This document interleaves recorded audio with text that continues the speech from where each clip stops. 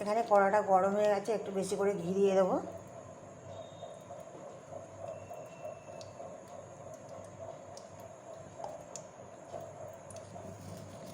এখানে একটা তেজপাতা দিয়ে দিলাম। এখানে 1 কাপ আটা দিলাম, আটার লাড্ডুর জন্য 1 কাপ আটা দিলাম। এখানে আমার আটাটা ভালো করে ভেজে নিয়েছি আর সেন্ট উঠে গেছে। আমি এবারে গুড় দিলাম, খেজুরের গুড় অল্প করে, আর চিনিও দেবো। আর হালকা করে করে দুধটা দেবো, আর গ্যাসটা কমিয়ে দেবো।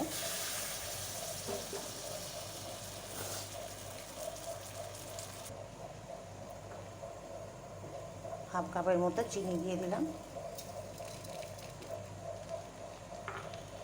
এখানে যে দুধটা আছে, দুধটা দিয়ে দিলাম।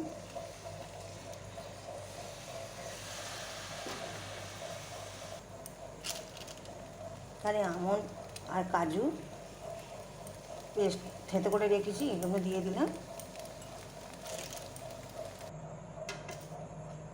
এখানে তিল আর পোস্ত ভেজে রেখেছি, এগুলো দিয়ে দিলাম।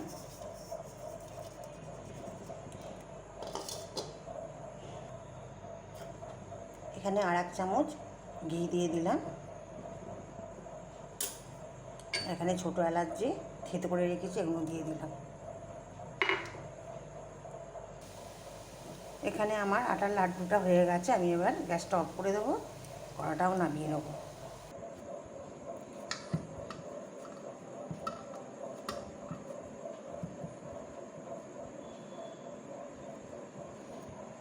আমি এরকম করে সব পাকিয়ে নেব।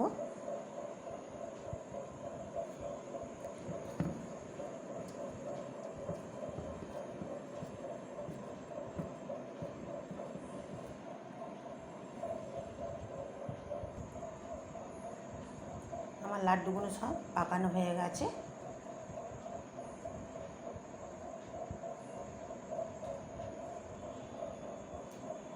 এক কাপ আটাতে এই এতগুলো লাড্ডু হয়েছে।